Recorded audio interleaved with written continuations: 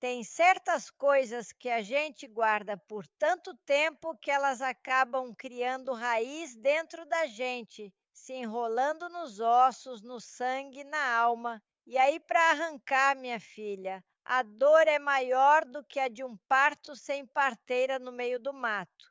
Mas chega uma hora que o peito cansa de ser porão, de guardar tanto mofo e tanta escuridão. A gente precisa abrir a janela e deixar o sol entrar, nem que seja para mostrar as teias de aranha e a poeira que o tempo juntou. Bom dia para quem está me assistindo. Meu nome é Almerinda Gonçalves de Freitas, mas aqui em Londrina, no norte do Paraná, todo mundo me conhece como Vó Almerinda dos Doces.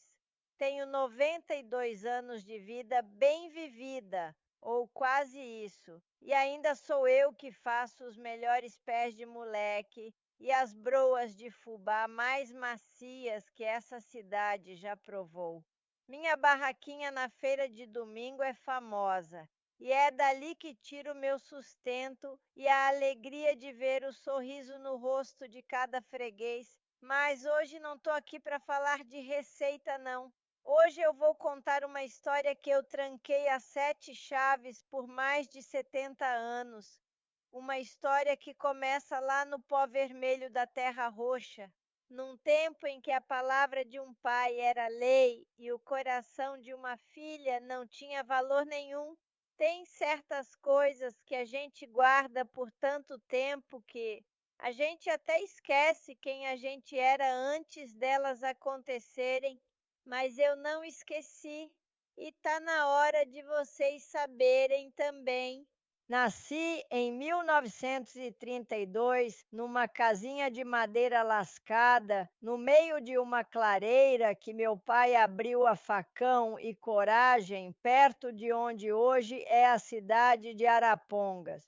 Naquele tempo, tudo era mato, promessa e bicho. A Companhia de Terras do Norte do Paraná vendia os lotes a prazo e meu pai, um português turrão chamado Joaquim, comprou o nosso com o suor de anos de trabalho no campo em São Paulo. A casa era pequena, de chão batido, e o vento assobiava pelas frestas, trazendo o cheiro de mato úmido e de flor de café.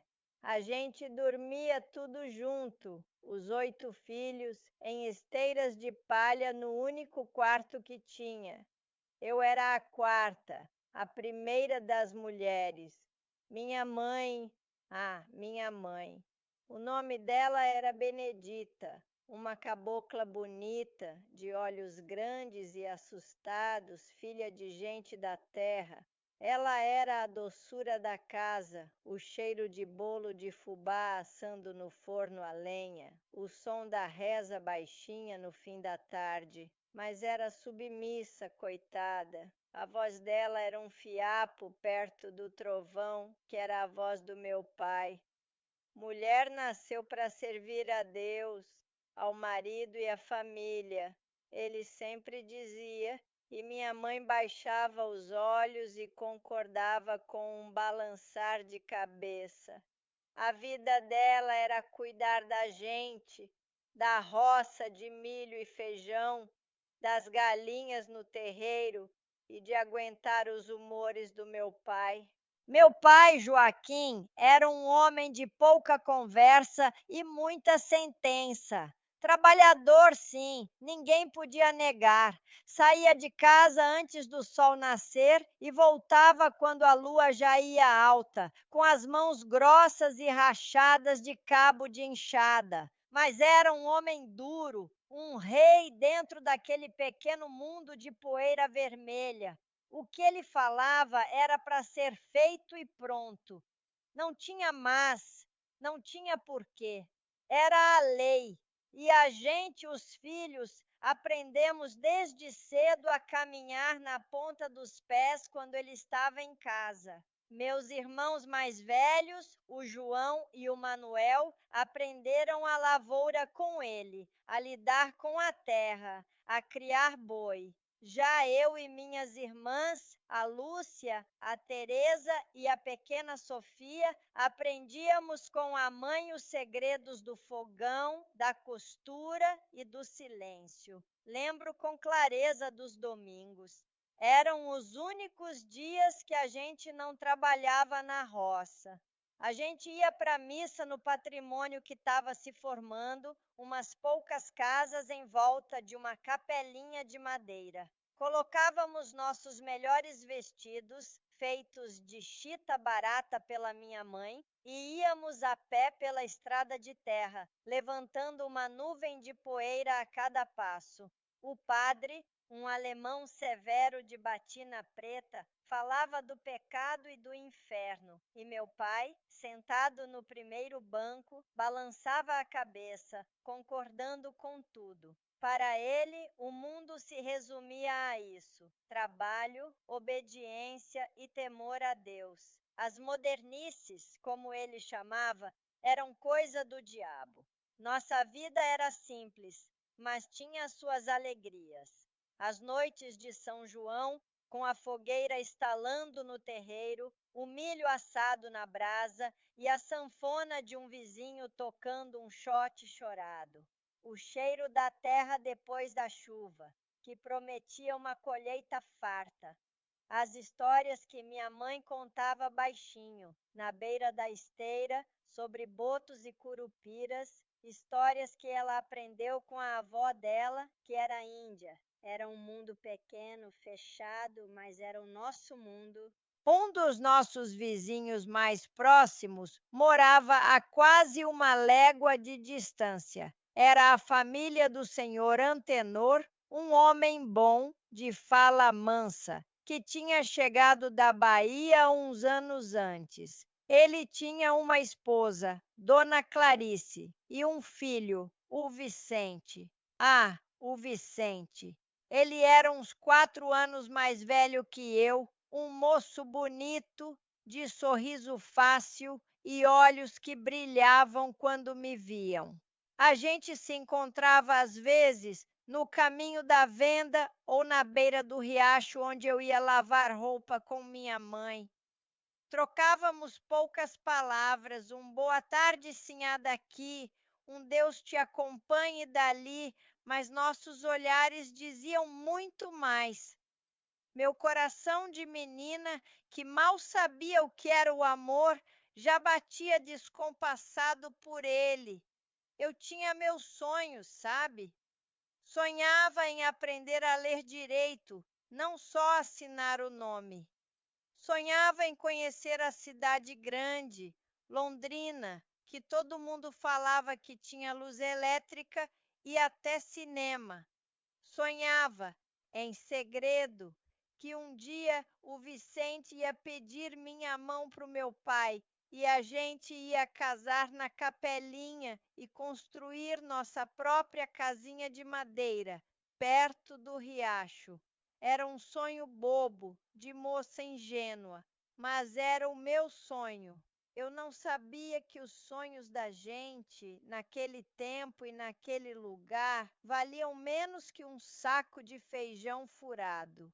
E o meu estava prestes a ser rasgado, sem dó nem piedade.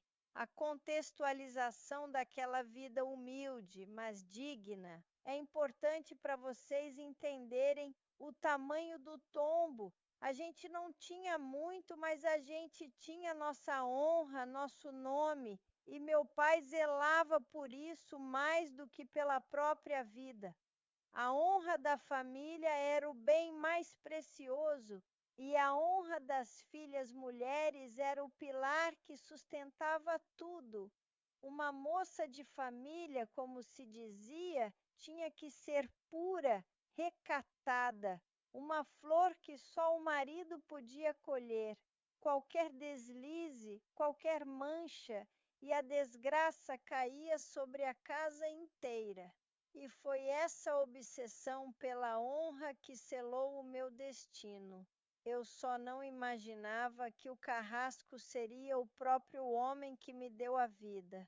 O conflito começou a se desenhar de forma sutil, como uma nuvem de chuva que aparece longe no horizonte. Eu estava com meus 15 anos, já era considerada uma moça pronta para o casamento. Minhas formas tinham arredondado e eu via os olhares dos rapazes da vizinhança quando ia à missa. Meu pai percebeu isso e o seu jeito autoritário ficou ainda mais sufocante. Não quero saber de conversa com sujeito nenhum na beira da estrada, tá ouvindo, Almerinda? Ele rosnava. Mulher direita olha para o chão quando um homem passa, e eu obedecia. Mas meu coração teimoso voava sempre na direção da casa do Vicente. Às vezes ele deixava uma flor de ipê no toco da cerca que dividia nossas terras. Era o nosso código, o nosso segredo. Eu pegava a flor com o coração aos pulos e a escondia dentro do meu livrinho de rezas. Era meu tesouro, a prova de que aquele sentimento não era só da minha parte. Minha mãe, com sua sensibilidade, percebia tudo. Tome cuidado, minha filha, ela me dizia baixinho enquanto remendava uma roupa. Seu pai é um homem duro. Não queira para sua vida o mesmo que eu tive para minha. Naquele tempo, eu não entendia a profundidade daquele aviso.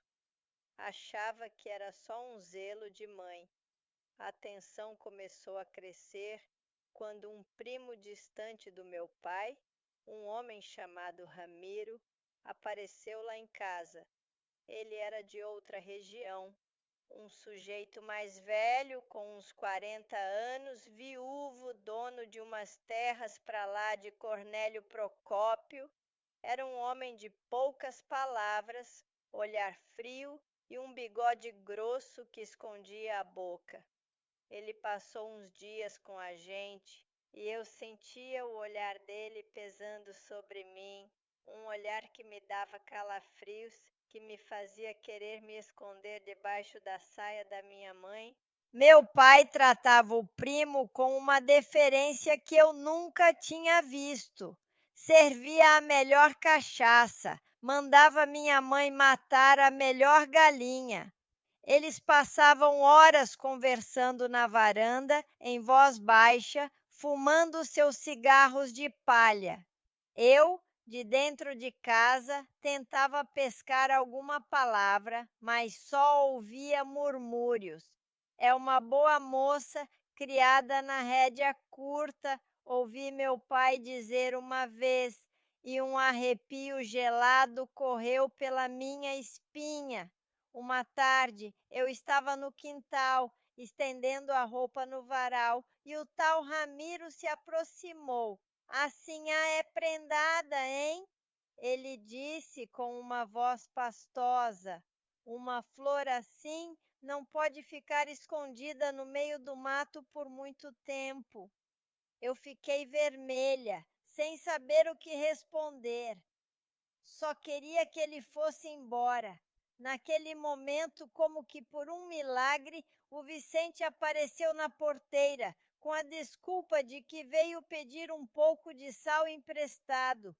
O olhar que ele e o Ramiro trocaram foi como uma briga de faca no escuro, cheio de faíscas. Vicente me olhou como se quisesse me proteger com os olhos, e aquilo me deu uma falsa sensação de segurança. Se você está gostando da minha história, minha gente, deixa um oi aí nos comentários e me diz de que cidade vocês são. Gosto de saber até onde a minha voz está chegando. E fiquem ligados que no final do vídeo eu vou fazer um sorteio de uma cesta cheinha dos meus doces, tá bom? É só se inscrever no canal e deixar o comentário. Mas vamos voltar para a poeira vermelha do meu passado. A visita do primo Ramiro foi o presságio. Depois que ele foi embora, meu pai ficou ainda mais vigilante. Proibiu minhas idas sozinhas ao riacho, controlava cada passo que eu dava. A atmosfera em casa ficou pesada, carregada de uma tensão que eu não sabia nomear. Eu sentia que algo terrível estava para acontecer. Era como o silêncio que vem antes da tempestade, quando até os passarinhos se calam. Meus encontros secretos com o Vicente ficaram mais raros e perigosos. A gente se via rapidinho, atrás de umas touceiras de bambu, e ele me prometia que ia juntar coragem para falar com meu pai. Eu estou trabalhando, Almerinda, juntando um dinheiro. Logo, logo eu vou ter o que oferecer e peço sua mão. Você me espera? Ele perguntou, segurando minhas mãos. As mãos dele eram quentes, diferentes das mãos frias do Ramiro. Espero a vida toda, se for preciso, eu respondi com a certeza ingênua dos apaixonados. A falsa segurança durou pouco. Uma noite, eu acordei com o som de vozes alteradas vindo da sala. Era meu pai e minha mãe. Fui na ponta do pé até a porta e espiei pela fresta. Você não pode fazer isso com a menina, Joaquim. Ela é uma criança, minha mãe suplicava, chorando baixinho. Criança, com 15 anos eu já pegava no pesado na roça. E calha essa boca, mulher. O que eu decidi, está decidido. É para o bem de todos, para lavar a honra dessa família. Que honra! Minha mãe retrucou com uma coragem que eu nunca tinha visto. Que honra é essa que exige o sacrifício da própria filha? O som de um tapa estalou no silêncio da noite e meu mundo desabou. Eu sabia que eles estavam falando de mim.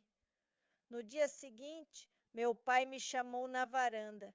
Ele não me olhava nos olhos, olhava para o horizonte, para as nuvens de poeira que o vento levantava. Almerinda, ele começou, com a voz embargada de uma autoridade que não admitia contestação. Você vai se casar. Meu coração parou. Por um segundo, uma faísca de esperança brilhou. Seria o Vicente? Com quem, pai? Perguntei, a voz um fio. Com seu primo Ramiro, ele sentenciou. Ele é um homem de bem, de posses. Vai te dar uma vida boa. O casamento já está arranjado. Será no fim do mês que vem. Cada palavra era um prego sendo martelado no meu caixão. Eu não conseguia respirar. O ar tinha sumido, o mundo tinha ficado mudo. Ramiro, aquele homem de olhos frios, de mãos que me davam nojo. Casar com ele, senti o gosto amargo do vômito na minha boca. Não, pai, eu não quero. Por favor, não faz isso comigo, eu implorei, as lágrimas escorrendo sem controle. Pela primeira vez na vida, eu o enfrentei. Eu não amo ele. A reação dele foi a que eu esperava. Seus olhos se encheram de fúria. Ele se levantou e agarrou meu braço com força. Amor? Amor não enche barriga, menina. E quem é você para querer alguma coisa? Você me desonrou. Acha que eu não sei dos seus encontros com aquele moleque pé rapado do Antenor? Acha que eu não vi os olhares, as flores? Você manchou o nome da nossa família. O Ramiro sabe disso, mas é um homem bom e, mesmo assim, aceita te tomar como esposa para limpar a nossa vergonha. Agora você vai casar com ele, por bem ou por mal. é o seu castigo e a nossa salvação. Eu fui arrastada para dentro do meu quarto, que se tornou minha cela. A porta foi trancada. Eu gritava, batia, implorava, mas era como se ninguém me ouvisse. Minha mãe chorava do outro lado da porta, mas não podia fazer nada. Eu estava sozinha, condenada por um crime que eu não cometi, o crime de amar. Os dias que se seguiram foram um borrão de dor e desespero. Eu não comia, não dormia, só chorava. Perdi a conta de quantas vezes rezei para que a morte me levasse. Olhava pela fresta da janela e via a vida continuando lá fora. O sol nascia, os pássaros cantavam e meu mundo tinha acabado. Eu via meus irmãos indo para a roça, minhas irmãs cuidando das tarefas e eu ali, presa, esperando o dia da minha execução. A revelação do trauma principal veio numa manhã cinzenta, uma semana antes da data marcada para o casamento. A porta do quarto se abriu e meu pai entrou. Ele não disse uma palavra, apenas jogou em cima da minha cama um vestido branco, simples, de tecido barato. O meu vestido de noiva, o símbolo da minha sentença. Ver aquele vestido foi a gota d'água. Uma força que eu não sabia que tinha nasceu dentro de mim. Uma raiva, uma indignação. Eu não ia ser um cordeiro levado para o abate. Eu não vou casar com ele, eu disse com a voz firme entre os dentes. Eu prefiro morrer. Meu pai riu, uma risada seca, sem humor. Você vai casar, Almerinda, nem que eu tenha que te levar arrastada até o altar. E então ele me contou o resto da história, o acordo que ele tinha feito com o primo. Não era só pela honra. Havia uma dívida antiga entre eles, uma disputa de terras da família lá em Portugal. Meu casamento com Ramiro quitaria essa dívida. Eu não era uma noiva, eu era uma moeda de troca. Eu estava sendo vendida pelo meu próprio pai. A dor daquela revelação foi física. Senti uma pontada no peito, uma falta de ar que me fez curvar. Todo o respeito, todo o temor que eu sentia pelo meu pai se transformou em pó. No lugar ficou um vazio, um desprezo profundo. Eu olhei para aquele homem que era meu pai e só vi um estranho, um carrasco. Naquela noite eu tomei a minha decisão. Eu não ia casar, eu não ia morrer, eu ia fugir. O plano se formou na minha cabeça, movido pelo desespero. Minha mãe, em segredo, me passava um pouco de comida pela fresta da porta. Numa dessas vezes eu consegui sussurrar para ela: Mãe, me ajuda, manda um recado para o Vicente. Diz para ele me esperar na beira do riacho na noite antes do casamento. Diz que eu vou fugir. Os olhos dela se encheram de pavor, mas também de uma centelha de cumplicidade. Ela balançou a cabeça, um sim quase imperceptível. A noite da fuga foi a mais longa da minha vida. A casa estava em silêncio. Meu pai e meus irmãos, exaustos da lida, roncavam. Minha mãe deixou a porta da cozinha destrancada, como combinado. Com o coração na boca, eu saí do meu quarto, que meu pai tinha deixado aberto, achando que eu já estava domada. Peguei um pedaço de broa, umas roupas velhas e enfiei numa trouxa. Descalça para não fazer barulho, eu caminhei pela casa onde nasci como uma fantasma. Na porta da cozinha, eu parei. Olhei para trás. para as esteiras onde minhas irmãs dormiam, para a rede onde minha mãe se balançava, inquieta. Uma parte de mim queria ficar, queria voltar a ser a Almerinda de antes, mas a Almerinda de antes não existia mais. Eu corri, corri pela picada escura, com medo dos bichos, com medo dos fantasmas, mas com mais medo ainda do futuro que tinham traçado para mim. A lua era minha única companheira. Cada galho que estalava era um sobressalto. Cheguei no riacho ofegante, com os pés sangrando, e ele estava lá, o Vicente, sentado numa pedra, me esperando. Quando ele me viu, correu e me abraçou. Naquele abraço eu desabei. Chorei tudo que não tinha chorado.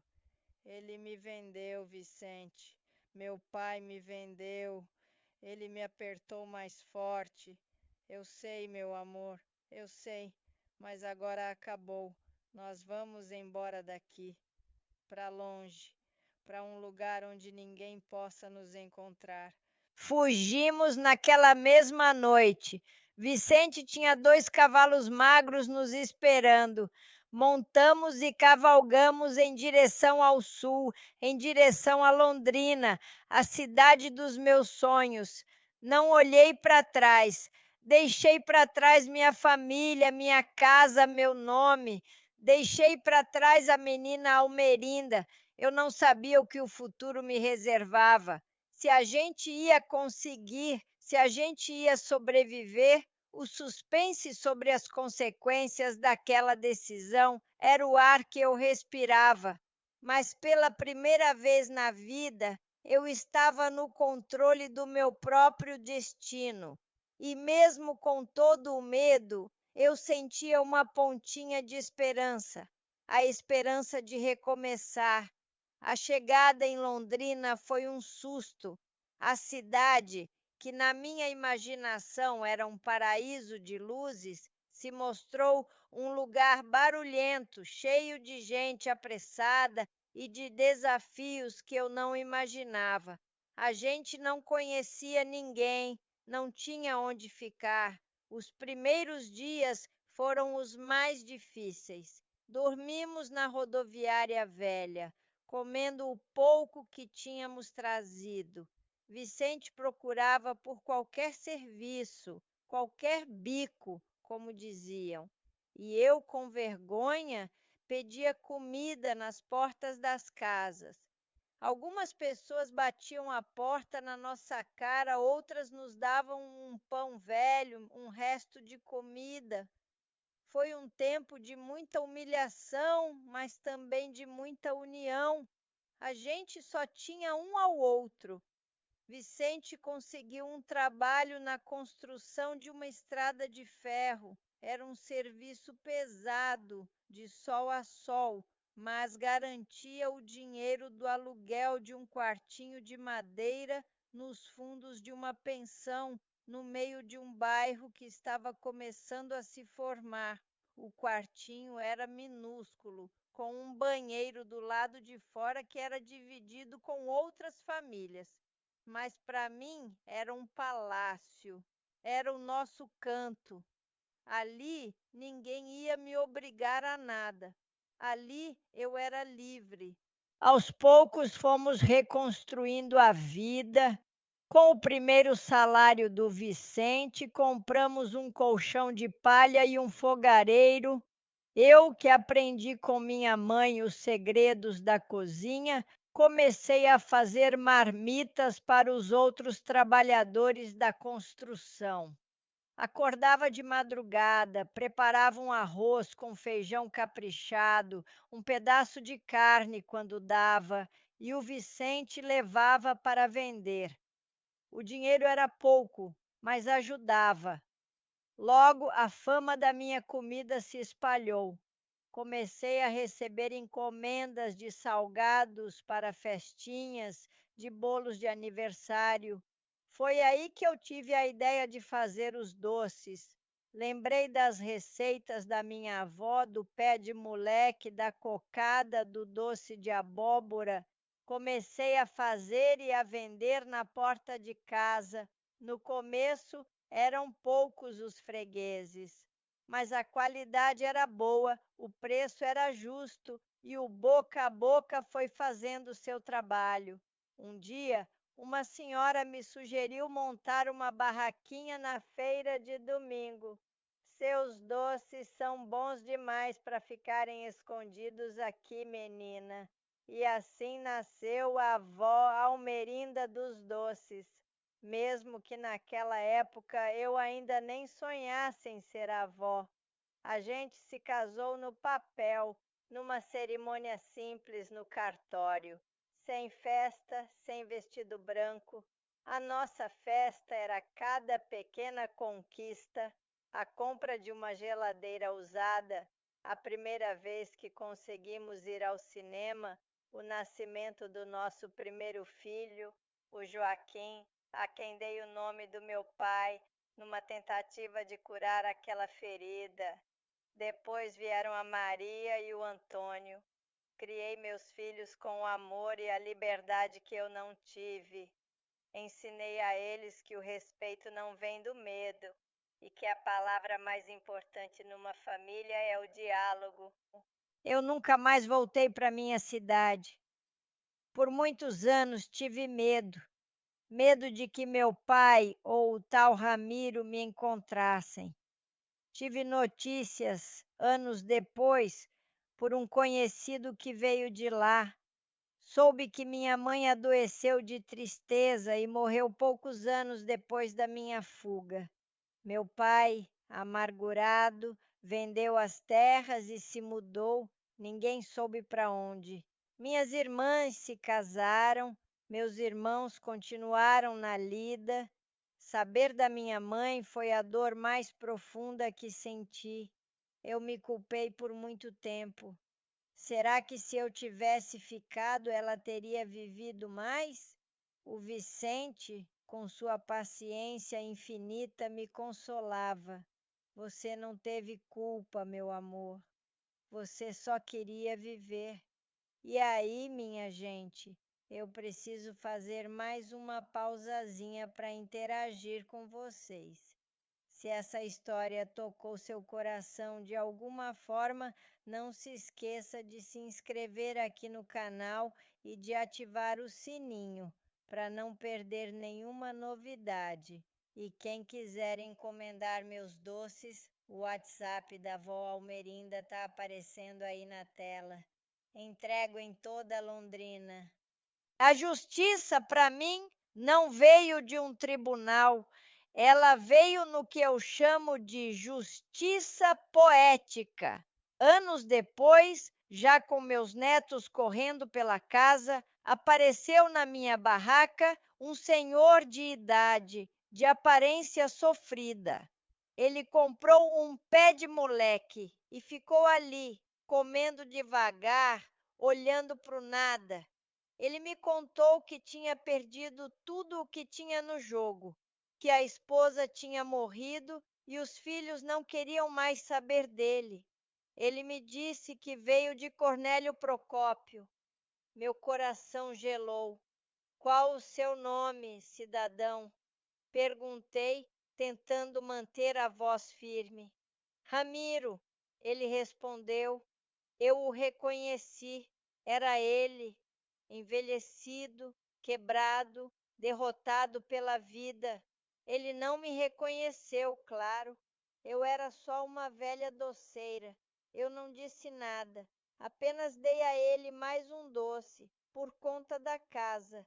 Vê-lo ali, naquela situação, foi o ponto final daquela história. O destino tinha se encarregado de tudo. Eu não senti raiva nem alegria, senti pena e pela primeira vez senti que a ferida estava finalmente cicatrizada. Eu o perdoei e, ao perdoá-lo, eu me libertei. Eu vi meus filhos crescerem, se casarem, terem seus próprios filhos. Vi meus netos se tornarem adultos e me darem a alegria dos bisnetos. Quebrei o ciclo de submissão e de autoritarismo. Na minha família, mulher tem voz, tem vontade, tem sonho. Meus descendentes sabem da minha história. Não toda ela, claro.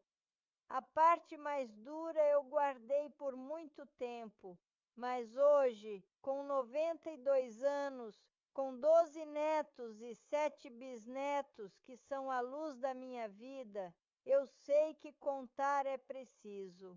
Essa história não é só minha, é a história de muitas mulheres do meu tempo, mulheres silenciadas, vendidas, desrespeitadas, mulheres que, como eu, tiveram que lutar com as unhas e os dentes para serem donas do próprio caminho. A sabedoria que a longevidade me trouxe é essa: a gente não pode apagar o passado, mas a gente pode escolher o que fazer com ele. Eu escolhi transformar a minha dor em força e o meu silêncio em história, para que ela nunca seja esquecida. Se essa história tocou seu coração, compartilhe com quem você acha que precisa ouvi-la. Às vezes, conhecer a jornada de alguém nos dá força para a nossa própria caminhada. Um beijo no coração de cada um de vocês e fiquem com Deus.